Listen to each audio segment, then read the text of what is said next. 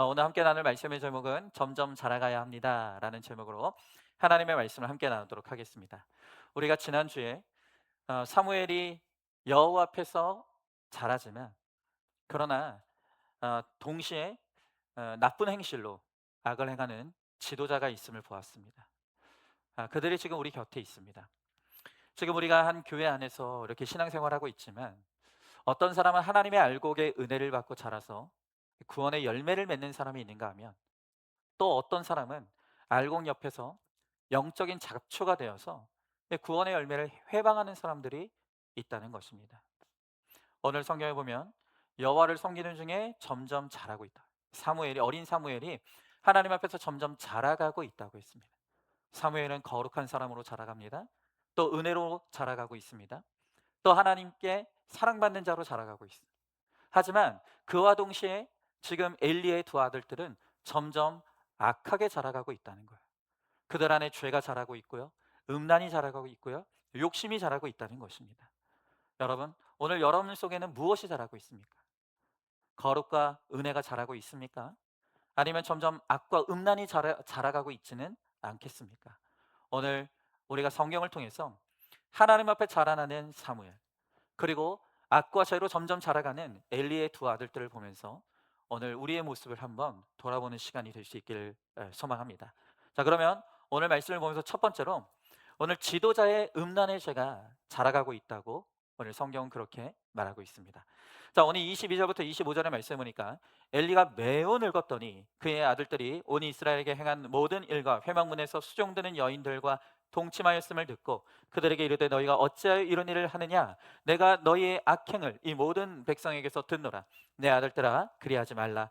내게 들리는 소문이 좋지 아니하니라. 너희가 여호와의 백성으로 범죄하게 하는도다. 사람이 사람에게 범죄하면 하나님이 심판하시려니와 만일 사람이 여호와께 범죄하면 누가 그를 위하여 간구하겠느냐 하되 그들이 자기 아버지의 말을 듣지 아니하였으니 이는 여호와께서 그들을 죽이기로 뜻하심이셨더라 했습니다.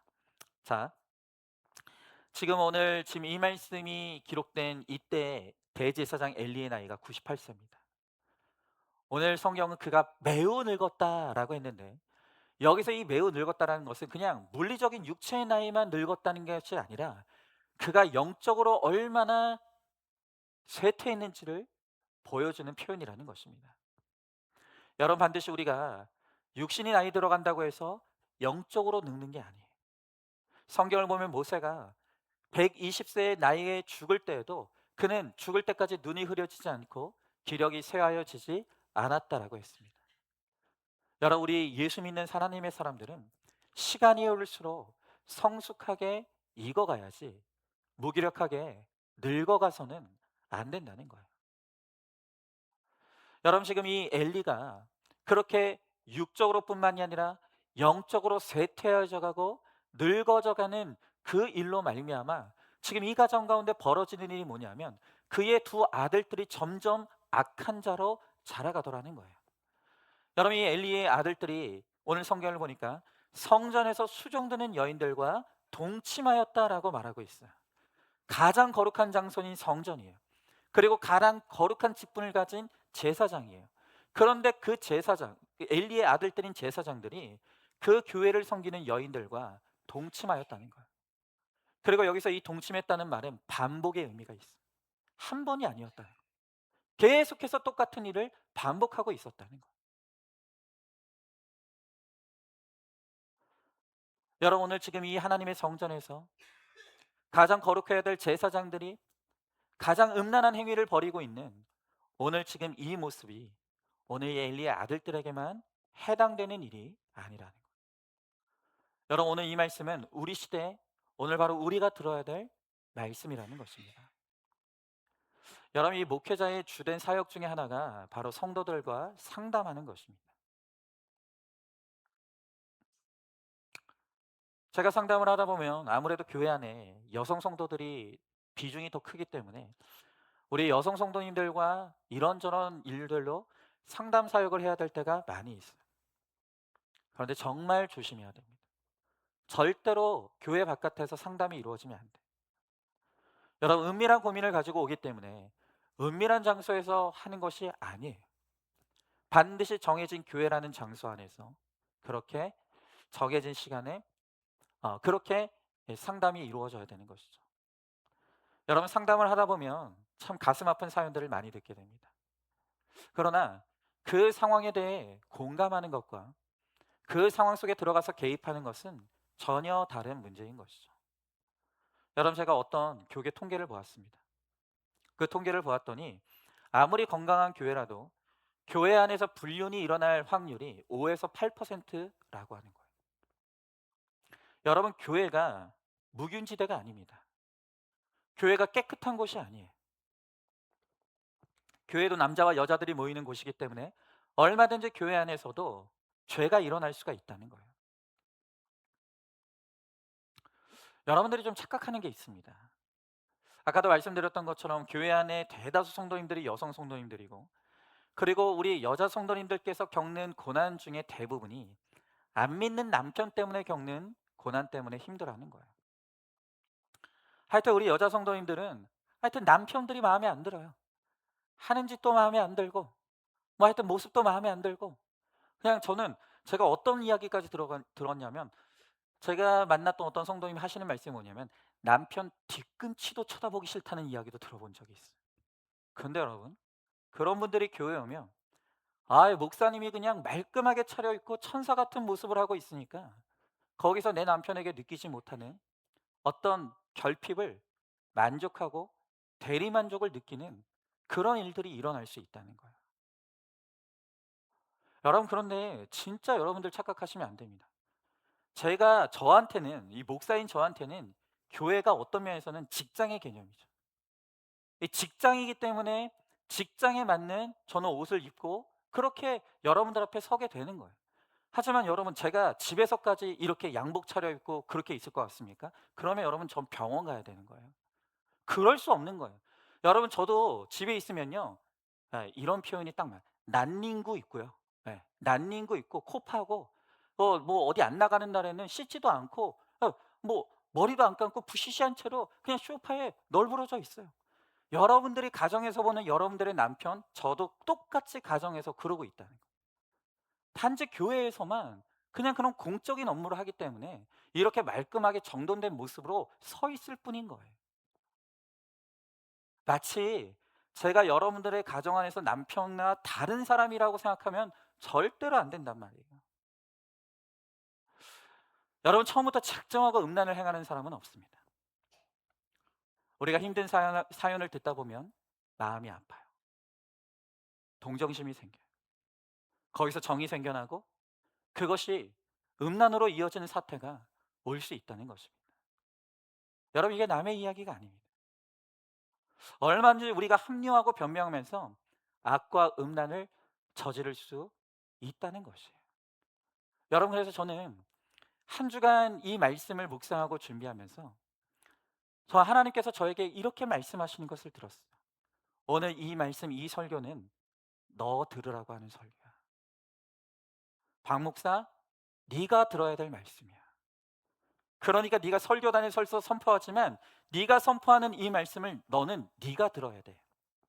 저는 명확하게 한 주간 이 말씀을 묵상하고 이 말씀을 준비하면서 하나님께서 오늘 전하는 이 말씀은 바로 제가 들어야 될 말씀이라는 것을 명확하게 말씀하셨어요. 미국의 성공적인 목회자이자 아주 베스트셀러 저자이신 이 고든 맥도널드 목사님이라는 분이 있어요. 이분도 상담을 하다가 그 교회 여성 성도와 불륜을 저지르고 말았어요.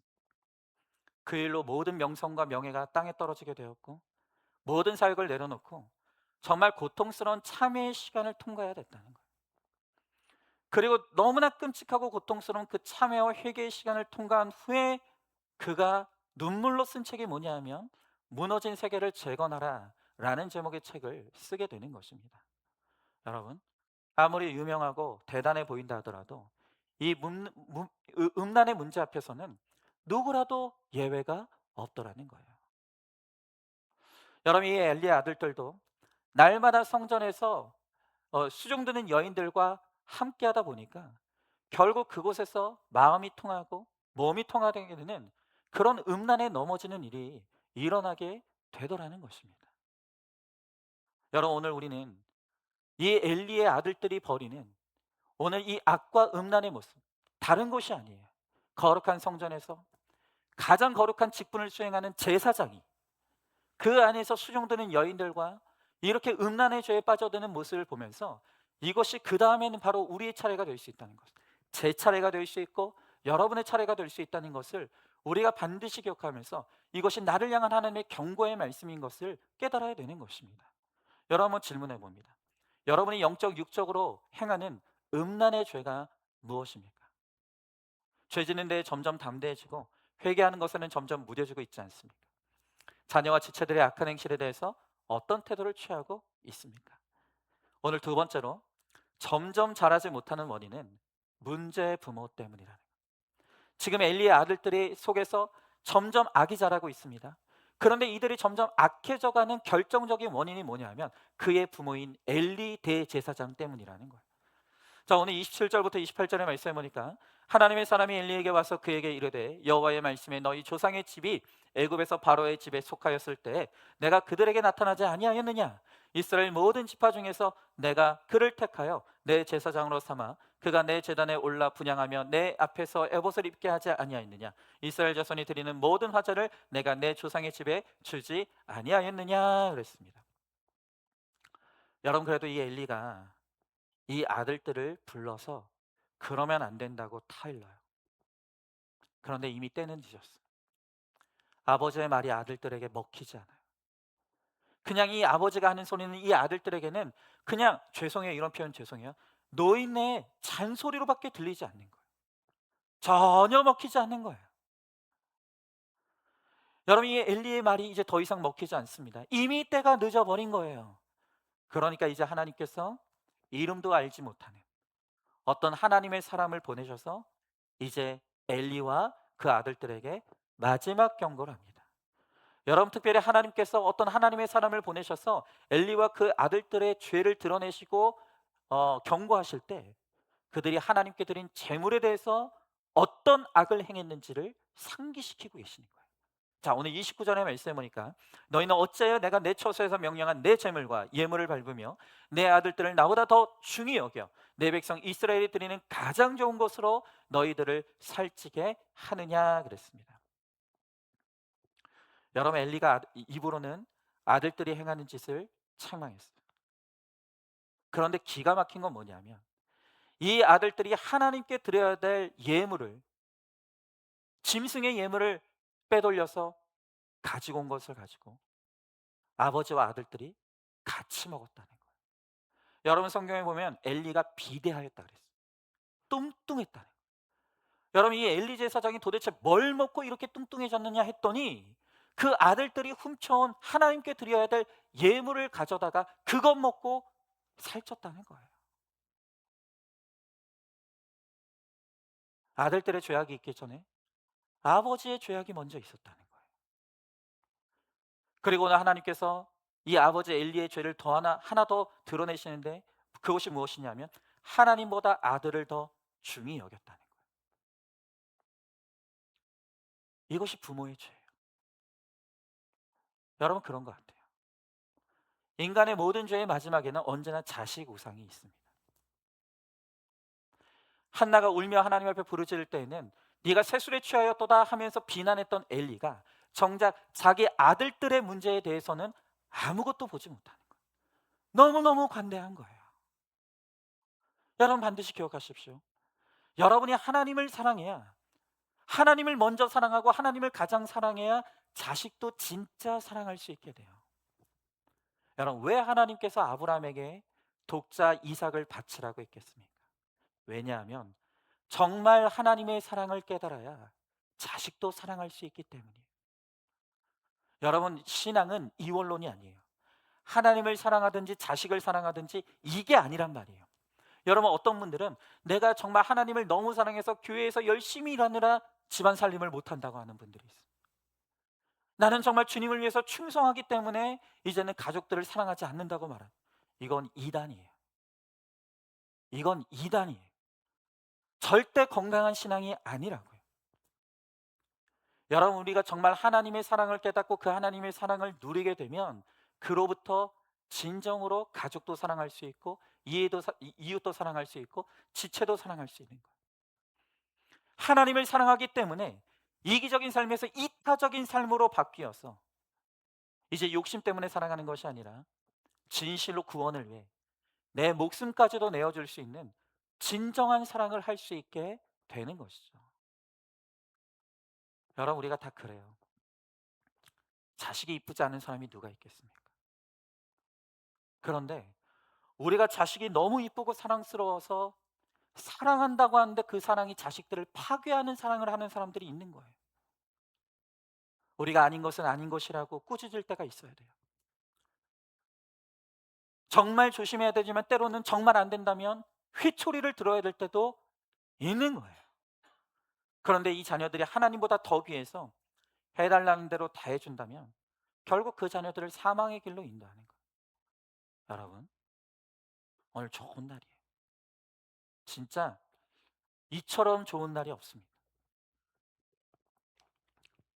이렇게 좋은 날 여러분들은 이 예배당에 앉아서 뭐 하는 겁니까? 산으로 들로 바다로 놀러 다니셔야 되는 거 아니에요? 근데 여러분, 그게 정말 자식들 사랑하는 걸까요? 우리 자녀들에게 추억을 안겨줘야 된다. 우리 자녀들 정말로 좋은 거 줘야 된다고. 남부럽지 않게 키워야 된다고. 그러면서 주일날 예배 안 드리고 산으로 들로 바다로 해외로 여행 다니면 그게 좋은 부모입니까? 아니라는 거예요. 여러분, 내가 그렇게 한다고 해서 자녀들이 나를 존경하는 게 아니에요. 여러분, 정말 좋은 아버지는 하나님을 가장 귀하게 여기는 아버지. 비싼 옷, 좋은 건 못 사줘도, 내가 자녀들에게 마땅히 남겨줄 유산이 없어도 정말로 내가 믿음으로 살아냈던 그 믿음의 삶, 믿음을 유산으로 물려주는 이 부모가 최고의 부모라는 거예요. 그 믿음이 내 자녀들을 이 세상의 악과 죄로부터 구원해주고 정말 천국으로 인도해주는 가장 귀한 유산이 된다는 것이에요. 여러분, 엘리가 그 두 아들들을 끔찍하게 사랑했습니다. 얼마나 끔찍하게 사랑했는지 그 아들들이 수종드는 여인들과 성전 안에서 동침을 하는 것을 알면서도 그거를 눈 감고 덮어주는 거예요. 그런데 바로 그 삐뚤어진 엘리 아버지의 사랑 때문에 그 아들들이 하나님 앞에 심판받고 죽게 되는 거예요. 여러분, 이런 모습을 보면 정말 문제는 없고 문제안은 없고 문제 부모만 있다는 말이 정말 진리인 거예요. 내가 지난날 하나님보다 돈을 더 사랑했어. 세상의 정욕과 욕심을 쫓아갔어. 그리고 그렇게 살아온 내 삶의 결론으로 바로 이렇게 점점 악하게 자라가는 자녀들이 나오게 되는 거예요. 문제 없습니다. 문제 부모만 있는 거예요. 여러분, 한번 질문해 봅니다. 여러분은 내 자식 내 새끼만 쳐다보느라 자녀가 숨막혀하고 지겨워하는 그런 부모는 아닙니까? 자식을 위해 열심히 돈 번다고 바쁘게 살면서 가족에게 외면당하는 부모는 아닙니까? 하나님을 사랑해서 가정에 충실하고 하나님을 사랑해서 성실하게 일하고 살림하고 하나님을 사랑해서 정직하게 살아가는 모습을 자녀들에게 보여주고 있습니까? 자, 세 번째로요. 이렇게 하나님 앞에서 점점 자라지 못하면 결국엔 하나님의 형벌과 심판이 기다리고 있다는 거예요. 자, 오늘 30절의 말씀에 보니까 그러므로 이스라엘의 하나님 나 여호와가 말하노라. 내가 전에 내 집과 내 조상의 집이 내 앞에 영원히 행하리라 하였으나 이제 나 여호와가 말하노니 결단코 그렇게 하지 아니하리라. 나를 존중히 여기는 자는 내가 존중히 여기고 나를 멸시하는 자를 내가 경멸하리라 그랬습니다. 자, 오늘 여기에 말씀해 보면 하나님 나 여호와가 말하노라라고 했는데 이 말하노라의 뜻은 뭐냐면 유언이라는 뜻이에요. 그러니까 이제 하나님께서 엘리와 그 아들들에게 마지막 기회로 말씀하신다는 거예요. 이제 내가 마지막으로 딱 한 번만 이야기한다. 네가 이 이야기를 듣지 않으면 이제는 다시는 기회가 없다라고 말씀하시는 거예요. 여러분, 반드시 기억하십시오. 여러분들이 이렇게 말씀을 들으며 예배하는 것이 영원히 계속될 것 같습니까? 어쩌면 이것이 오늘 여러분들이 말씀을 듣고 회개할 수 있는 마지막 기회일 수 있다는 거예요. 오늘 이것이 여러분들에게 하나님이 주시는 마지막 기회일 수 있다는 거예요. 여러분, 그렇기 때문에 우리는 어떤 예배를 드릴 때도 마치 오늘 이것이 내 인생의 마지막 드리는 예배인 것처럼 간절한 심정으로 그렇게 기도해야 되는 거예요. 그런데 오늘 말씀을 보면 하나님께서 마지막 기회로 주시는 이 유언과 같은 경고의 말씀을 주시는데도 그 아버지인 엘리도 그것을 귀하게 듣지 않아요. 그 자녀들은 당연히 하나님의 말씀을 콧방귀도 끼지 않는 거예요. 하나님을 존중히 여기지 않는 거예요. 여러분, 오늘 말씀을 보면 내가 하나님을 존중히 여기는 만큼 하나님도 나를 존중히 여기신다 그랬어요. 그런데 우리에게 하나님을 존중히 여기는 마음이 없어요. 그러니까 하나님이 있을 자리에 자꾸 자녀를 두고 배우자를 두고 돈을 놓고 있는 거예요. 여러분, 우리가 정말 우리 마음의 중심에, 우리 마음의 보좌에 하나님을 모시고 하나님을 존중히 여길 때, 그때 하나님께서 내 자녀도, 우리 가정도, 우리 배우자도, 오늘 내 인생의 문제도 하나님이 책임져 주시는 은혜가 임하게 되는 거예요. 여러분, 제 아버지는 여러분이 아시는 것처럼 목회자죠. 근데 어릴 적부터 제 아버님이 늘 하셨던 말씀이 뭐냐면, 저희 이 자식들을 불러놓고 하시는 말씀이 뭐냐면, 제 아버지께서 목회를 시작하면서 하나님 앞에 서원했다는 거예요. 제 아버님이 무슨 서원을 했냐면, 하나님, 내가 하나님의 교회를 위해서 충성할 테니까, 나는 하나님의 교회에 전념할 테니까 하나님이 나와 내 자녀들을 내 가정, 내 자녀들, 내 처를 책임져 달라고, 그렇게 하나님 앞에 서원하며 지난날 기도했다. 그리고 정말 제 아버지는 교회만 신경 썼습니다. 가정은 거의 신경 쓰지 않았어요. 그래서 저는 자라면서 아버지랑 휴가를 한 번도 가본 적이 없어요. 남의 집 일이라 별로 안 놀라시는데 휴가를 한 번도 가본 적이 없어요. 명절 때 언제나 저희가 가는 곳은 시골, 할아버지 할머니 집. 그 어떤 곳에도 놀러 가본 적이 없어요. 그래서 저의 어릴 적 사진첩에는 부모님과 어디 놀러 가서 찍은 사진이 단 한 장도 없습니다. 여러분, 제가 어렸을 때, 철이 없을 때는 제 아버님이 마치 자랑하듯이, 얘들아, 나는 하나님 앞에, 나는 교회만 신경 쓰고 교회만 충성할 테니 하나님이 우리 자식들 책임져 달라고 나는 그렇게 기도했다라고 너무나 자랑스럽게 저희한테 그렇게 얘기할 때 너무 무책임하게 보였어요. 어떻게 저렇게 이야기하지? 저게 맞는 거야? 근데 여러분, 제가 자라고 영적으로 철이 들어 보니까 그게 맞더라고요. 왜냐? 아시는 분은 아시겠지만 저희 아버지 성격이요, 불같습니다. 성격 겁나게 급하고요. 성격 엄청나게 급하고 혈기가 어마어마해요. 그런데 그 불같은 성격, 혈기, 그 급한 성격 가지고 그 자식에게 집중했습니다. 그 에너지를 자식에게 집중했으면 여러분, 저희는 다 죽었을 것 같아요. 제정신으로 못 자랐을 것 같아요. 그런데 저희 아버지가 그 어마어마한 에너지를 딱 교회에다 쏟아붓고 가정에 와서는 다 방전된 채로 있었기 때문에, 그 덕분에 저희가 죽지 않고 살았던 거예요. 아유, 저희 아버지 에너지를, 자식 키우겠다고, 자식 한번 잘 키워보겠다고 그 에너지를 자식한테 다 쏟아부었으면 저는 제정신으로 못 살았습니다. 오히려 저희 아버지가 가정은 하나님 앞에 맡기고 교회에만 전념해 주신 덕분에, 저희를 신경 써주시지 않은 덕분에 하나님이 저와 저의 형제들을 찾아와 주시고 시마다 때마다 개입해 주시고 하나님께서 직접 양육해 주시고 길러 주셔서 새 자녀들이 다 목사가 되어서 그렇게 살아가는 것이죠. 그때는 틀렸다고 생각했는데 지금 보니까 그 아버지의 서원과 기도가 맞더라고요.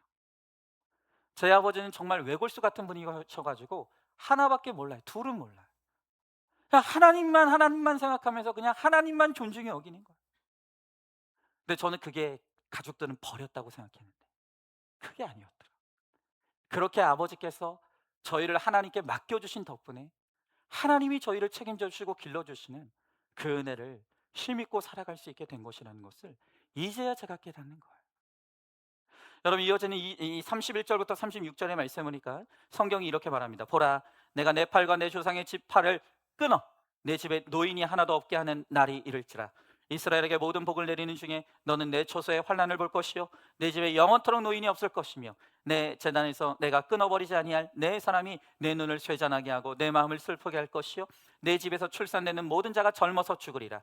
내 두 아들 홈리와 비나스가 한날에 죽으리니 그들이 당할 일이, 그 일이 내게 표징이 되리라. 내가 나를 위하여 충실한 제사장을 일으키리니 그 사람은 내 마음 내 뜻대로 행할 것이라. 내가 그를 위하여 견고한 집을 세우리니 그가 나의 기름 부음을 받은 자 앞에서 영구히 행하리라. 그리고 내 집에 남은 사람이 각기 와서 은 한 조각과 떡 한 덩이를 위하여 그에게 엎드려 이르되 청하노니 내게 제사장 직분 하나를 맡겨 내게 떡 조각을 먹게 하소서 하리라 하셨다 하니라 그랬습니다.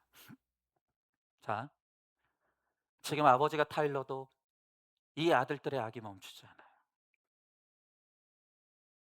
그래서 하나님께서 하나님의 사람을 보내셔서 경고하시지만 듣지 않아요. 도대체 이 아버지와 자녀들은 회개할 줄 몰라요. 도대체 왜 회개하지 않는 것입니까? 여러분, 이들이 아무리 경고의 말씀을 들어도 도무지 회개하지 않는 이유는, 여러분 방금 읽은 말씀을 보면 하나님께서 이 가정에 내리시겠다고 하는 이 저주의 말씀을 보면 너무 무서워요. 이 가정에 늙어서 죽는 자가 아무도 없게 할 것이고 모든 사람들이 다 젊어서 죽게 될 것이고 엘리의 두 아들들 홈리와 비나스는 한날 한시에 죽게 되리라는 너무나 무서운 경고의 말씀을 주십니다. 그런데 두려워하지 않아요. 회개하지 않아요. 왜 그런지 아십니까? 지금 그들이 누리는 것이 너무나 풍족하기 때문에 그냥 손만 뻗으면 그냥 하나님 앞에 드린 헌금이 자기 주머니에 들어가요. 내가 원하기만 하면 교회 안에서 수종드는 여인들과 얼마든지 동침할 수 있는 거예요. 여러분, 썩어질 세상이 영원할 것처럼 너무나 많은 악과 음란을 누리고 살아가니 하나님이 주시는 경고의 말씀이 들리지 않는 거예요. 너 그러다 망한다. 너 그러다 큰일 난다. 너 그러다 죽는다. 하나님이 아무리 경고하셔도 아니 내가 이렇게 돈이 많은데, 내가 지금 이렇게 건강한데, 내가 지금 이렇게 잘 나가는데 무슨 내가 죽어? 뭐가 내가 망한다는 거야? 안 들리는 거예요.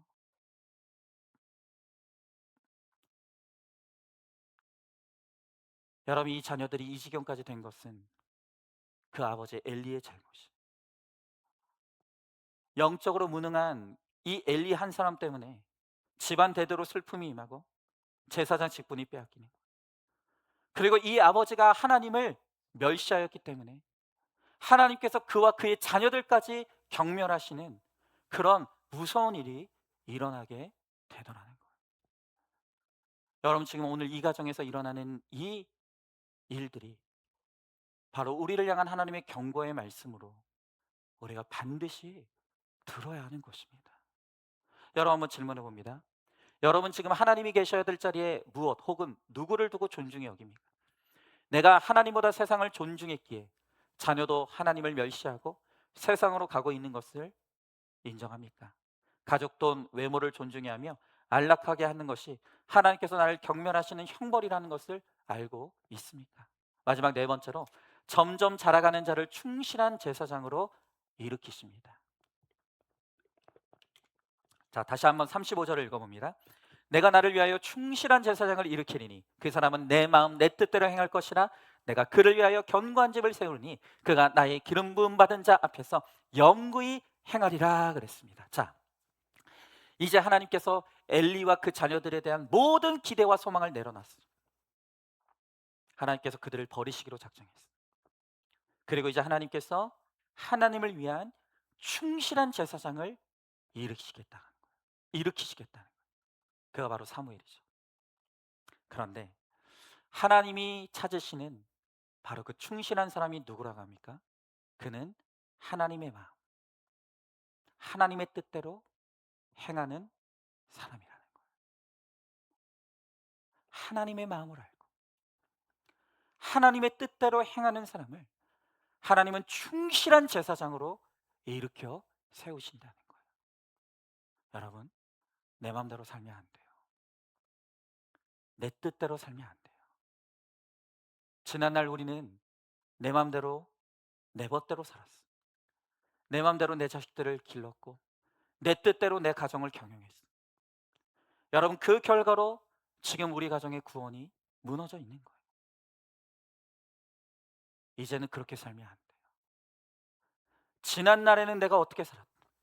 우리가 지난날에는 그저 내 마음대로 내 뜻대로 내가 하고 싶은 대로 살아왔지만 이제라도 우리가 뜻을 돌이켜서 이제 우리가 하나님의 뜻대로 하나님의 마음을 알고 하나님의 뜻대로 살아야 돼요. 그럴 때 하나님께서 붙잡으시고 사용하시는 사람이 되는 거예요. 여러분, 오늘 말씀을 잘 보십시오. 엘리와 그 자녀들은 하나님께서 버리시는 거예요. 그리고 이제 사무엘을 붙잡아 쓰시는 거예요. 지금 같은 이 하나님의 성전 안에서 어떤 사람은 은혜와 거룩함으로 자라나고 있고 어떤 사람은 점점 악한 자로 자라가고 있다는 거예요. 여러분, 오늘 이 모습을 보면서 지금 내 안에서는 은혜와 거룩이 자라고 있는지 아니면 지금 내 안에서는 악과 죄가 자라고 있는지 여러분 지금 무엇으로 자라고 있는지 이것을 여러분들이 직면하고 여러분들이 회개하지 않으면 오늘 엘리에게 임한 엘리의 그와 가정에 임한 그 하나님의 무서운 저주가 우리에게 임할 수 있다는 것을 우리가 반드시 깨달아야 되는 거예요.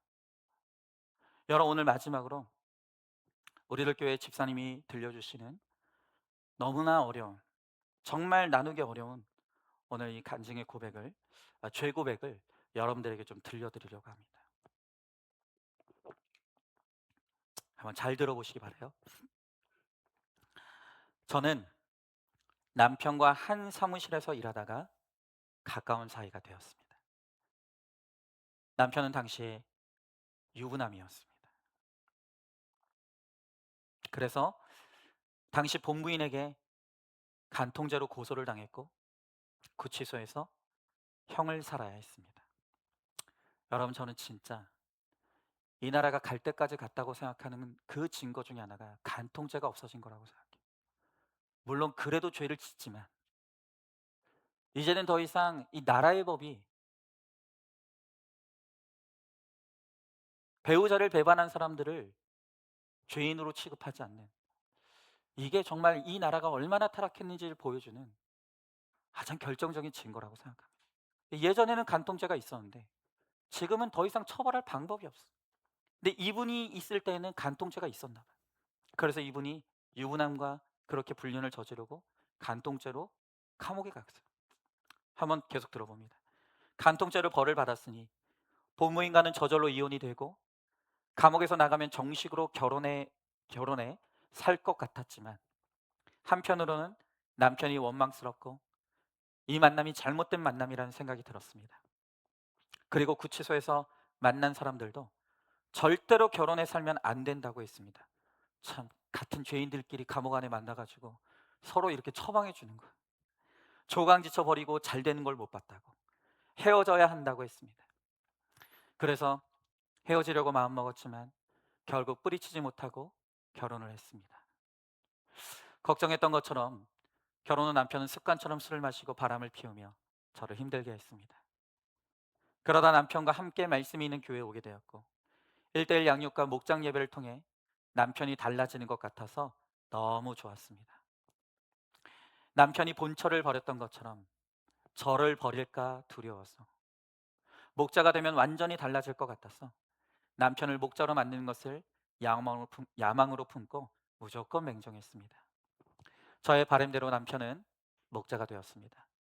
그동안 수치스럽고 자유하지 못했던 저에게 남편이 목자라는 것은 큰 자랑거리였습니다. 첩의 열등감으로 조강지처를 무시하며 남의 가정을 깬 주제에 내 남편이 최고인 줄 알고 교만을 떨었습니다. 남편이 다시 세상으로 나갈까 봐 불안했던 저에게 교회와 목장은 가장 확실한 안전장치로 여겨졌습니다. 저에게 목장은 다른 사람을 살리는 목장이 아니라 남편 붙들어 매어 놓는 목장 정도로 생각하며 사실은 사명에 관심이 없었습니다. 그런데 부부 목장에 참석하는 한 여자 집사님이 있었는데 그분은 독신이었습니다. 원래 교회 방침은 독신인 여자 성도들은 부부 목장에 참석하지 못하게 되어 있습니다. 잠깐은 참석할 수 있더라도 장기적으로는 참석하지 않는 것이 교회에서 정해준 질서였습니다. 저희도 그렇습니다. 자, 그런데 그 질서를 무시하고 남편이 괜찮다고 하니 가만히 있었습니다. 하지만 목장 개편으로 그 집사님이 다른 목장에 편성됐는데도 남편은 몰래 따로 전화하고 메시지를 보내고 있었습니다. 이제는 우리 목원도 아닌데 왜 따로 연락하느냐고. 이건 잘못된 것이라고 하면 남편은 네가 너무 집착한다고. 이래서 너하고 못 산다고 하면서 싸움으로 끝내버렸습니다. 의심과 집착으로 죽을 것 같았지만 목장에서 이런 이야기를 하면 남편이 목자 못하게 될까봐, 첩으로서 제 상처가 되살아날까봐 꺼내놓기 싫었습니다. 바람 피우는 상대로 만나 결혼을 했는데 남편이 목장에서 바람 피운다는 것을 인정하기도 싫었고 목원들이 어떻게 생각할까 하는 염려와 두려움으로 조용히 마무리하고 싶었습니다. 저의 약점을 너무나 잘 아는 남편은 이 모든 것이 저의 집착 때문이라고 내몰았고 견딜 수 없이 힘들어진 저는 목장에 이런 사실을 알리게 되었습니다. 하지만 남편은 저를 이해시키지도 않았고 구체적으로 사실을 말하지도 않고 늘 흐지부지 이야기를 끝냈습니다. 남편의 그런 모습이 저에 대한 배신으로 느껴져서 너무 힘들었습니다. 남편을 만난 내 인생이 형편없어졌다는 피해의식에 남편이 나를 배신했다는 상처가 덧입혀져서 저는 남편의 어떤 것도 이해하고 싶지 않았습니다. 남편의 말대로 집착했을 뿐 사랑하지도 불쌍히 여기지도 않았던 것입니다. 그러나 이제는 저의 죄를 인정하며 남편을 욕하기 위한 목장 나눔이 아니라 남편을 살리고 제가 살아나기 위한 회개의 나눔을 하고 싶습니다. 그랬어요. 여러분, 반드시 기억하십시오. 죄에는 대가가 따릅니다. 우리가 하나님의 뜻을 더 버리고 남의 남편, 남의 아내를 취하면 행복할 것 같지만 평생 불안이 따라오고 두려움이 따라오게 돼 있는 거예요. 이 남편 집사님은 결국 목자의 직분을 내려놨다고 합니다. 사실 이 남편과 그 여성 성도 사이에 무슨 일이 일어났었는지는 하나님만 아시겠죠. 여러분, 그러나 사실관계를 떠나서 부인이 오해할 만한 일이 있었다면 적극적으로 남편으로서는 해명해야 되는 것이 당연한 것이고 아내가 안심할 때까지 책임을 다해야 되는 거죠. 그런데 이 남편은 그렇게 하지 않았다는 거예요. 여러분, 어떤 분은 이런 이야기를 드러내놓고 하는 것이 교회에 무슨 도움이 되는가? 혹시 오늘 우리들 가운데 아직 교회를 잘 알지 못하는 새 가족들이 들으면 이것이 오히려 교회에 대한 반감이 될 수 있지 않을까? 여러분, 그런 염려를 하실 분들도 있을 거라고 생각해요. 여러분, 그러나 오늘 이런 이야기도 우리가 드러내야 되는 거예요. 그리고 매일 우리가 이런 이야기를 들으면서 두렵고 떨리는 마음을 가지고 우리가 우리 스스로를 끊임없이 점검하며 나아가야지만 우리가 이런 악과 죄로부터 벗어날 수가 있는 거예요. 여러분, 오늘 성경에서 거룩한 하나님의 성전에서 가장 거룩한 직분을 가진 제사장들이 가장 음란과 악을 행했다라고 말하고 있습니다. 혹시 오늘 여러분들 중에 설마 교회에서 이런 일이 있겠어라고 생각하는 분들이 있습니까? 그렇지 않아요. 절대 그렇지 않아요. 여러분, 우리는 달궈진 화덕이라 그랬어요. 이미 벌겋게 달아오른 화덕이기 때문에 조금만 성냥개비 같은 불만 던져져도 우리는 죄로 불타오를 수밖에 없는 그런 죄질 만반의 준비가 되어 있는 사람이라는 것을 인정해야 되는 거예요. 여러분, 이 앞에 서 있는 목사인 저는 다를 것 같습니까? 절대 그렇지 않아요. 여러분, 제가 앞에서도 말씀드렸지만 저희가 한 주 동안 이 말씀을 묵상하고 준비할 때 명확하게 하나님께서 저에게 주신 말씀은 무엇이었냐면 오늘 주일날 선포되는 이 말씀은 네가 들어야 될 말씀이야. 너야, 너 들으라고 하는 말이야. 그러니까 네가 이 말씀을 가지고 설교를 할 때 너는 네 음성을 너에게 전해야 해. 네가 이 말씀을 두렵고 떨리는 마음으로 전하지 않으면 그 다음엔 네가 되는 거야.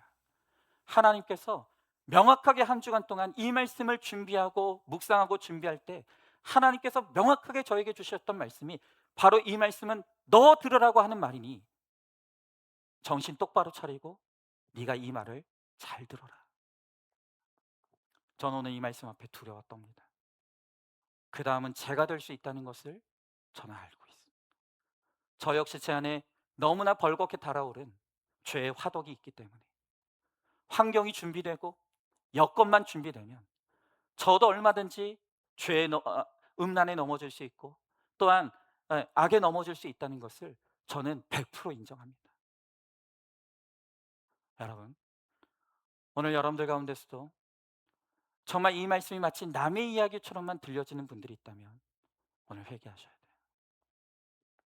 오늘 이 말씀은 바로 여러분들을 위해 하나님이 주시는 말씀, 여러분 들으라고 하시는 말씀.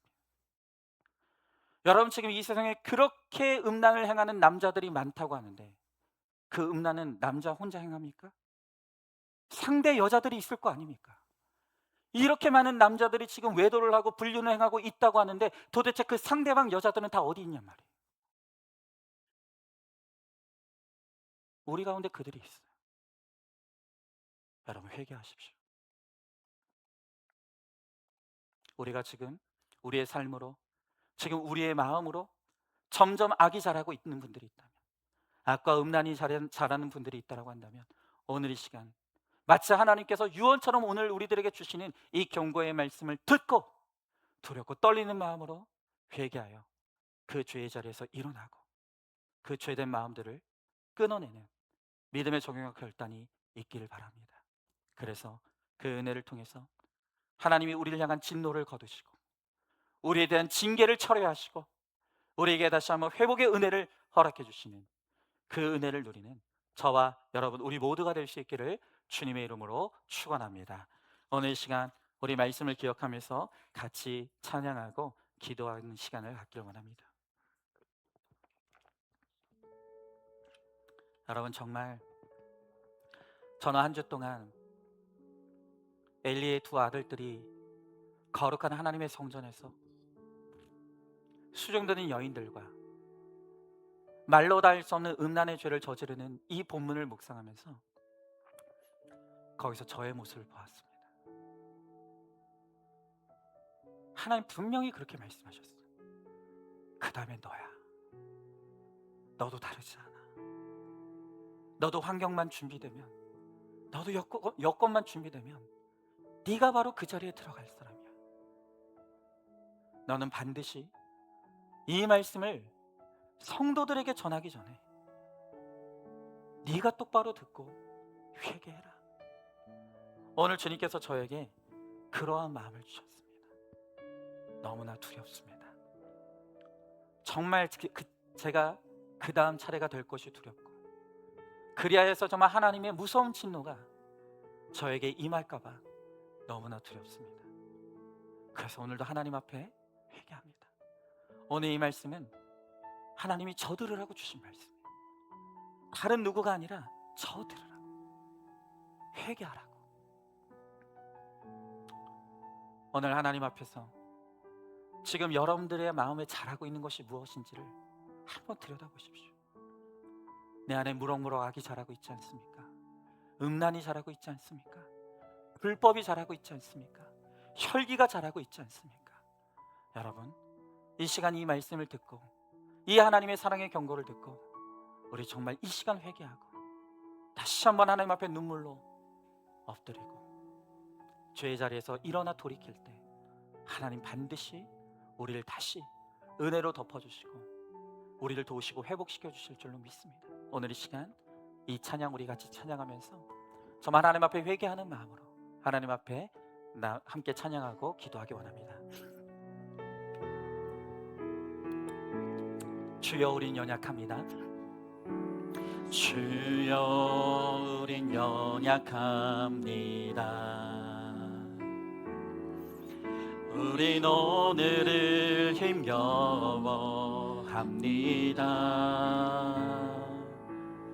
주 뜻 이루며 살기에 부족합니다. 우린 연약함니 주여 우리는 넘어집니다. 주여 우린 넘어집니다.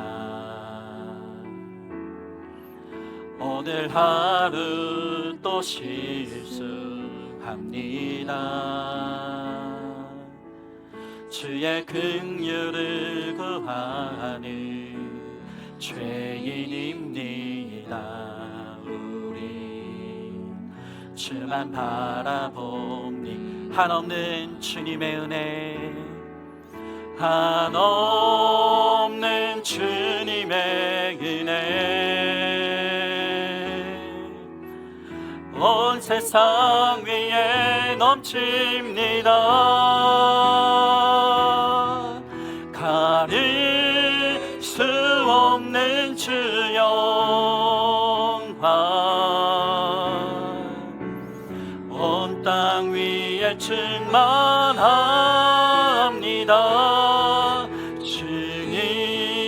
주님만이 길이오니 우린 그 길 따라갑니다. 그날에 우릴 이루신 주는 완전함니. 우리 한 번 더 찬양합시다. 주여 우리는 넘어집니다. 주여 우린 넘어지 오늘 또 실수합니다. 오늘 하루 또 실수합니다. 그래서 주의 긍휼을 구합니다. 주의 긍휼을 구하는 죄인입니다. 우리 주만 바라보 한없는 주님의 은혜, 한없는 주님의 은혜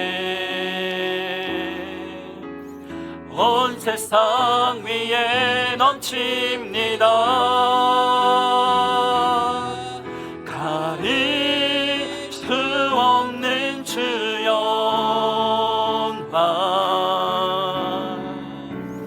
온 땅 위에 충만합니다. 주님만이 길이오니 우린 그 길 따라갑니다. 그날에 우릴 이루신 주는 완전합니다. 여러분, 저는 진심으로 제가 무섭습니다. 저도 모르는 사이에 제가 죄의 길로 들어갈까 봐, 저도 모르게 죄의 충동에 사로잡힐까 봐, 저도 모르게 제 아내를 배반하고 제 자녀들을 배반하고 사랑하는 성도들을 배반하는 그런 악과 죄에 빠질까 봐 너무나 두렵습니다. 저는 저를 믿을 수가 없습니다. 그래서 오늘 이 말씀이 너무나 두렵습니다. 그 다음엔 네 차례가 될 수 있어라고 말씀하시는 그 하나님의 준엄한 경고의 말씀이 너무나 두렵고 떨립니다. 혹여 나중에 가면 이 두려운 마음조차도 사라질까, 그것이 너무나 저는 두렵습니다. 간절히 바라는 것은 또 넘어질 수밖에 없는, 또 쓰러질 수밖에 없는 저를 하나님께서 붙들어 주시고 모든 악과 죄로부터 하나님께서 저를 지켜주시기만을, 그 은혜와 긍휼이 저를 떠나지 않으시기를 저는 간절히 소망하고 바랄 뿐입니다. 오늘 정말 이 말씀을 저 들으라고 주시는 말씀으로 저는 오늘 무섭고 두렵고 떨리는 마음으로 오늘 이 말씀을 저는 받습니다. 여러분도 다르지 않습니다. 어쩌면 오늘 이 경고의 말씀이 죄를 향해 달려가고 있는 여러분들 향해 하나님께서 외치시는 마지막 유언과 같은 경고의 말씀일 수 있습니다.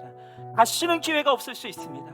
여러분, 오늘 이 시간 하나님 오늘 나 들으라고, 오늘 이 엘리의 두 아들들의 너무나 정말 완악한 아버지 엘리의 모습을 보여주시고 그 두 아들들의 너무나 악하고 음란한 모습을 오늘 나 보라고 보여주셨사오니 하나님의 말씀을 통해서 나의 죄를 깨닫게 하시고 나의 죄의 자리에서 일어날 수 있게 하시고 이제는 정말 회개의 자리로 들어갈 수 있도록 다시 하나님께로 돌아갈 수 있도록 하나님의 은혜와 긍휼을 다시 한번 힘입을 수 있도록 하나님 우리로 하여금 죄를 끊어낼 수 있는 힘과 결단을 달라고 오늘 이 시간 우리 말씀을 기억하며 함께 기도하며 나가도록 하겠습니다. 기도하겠습니다.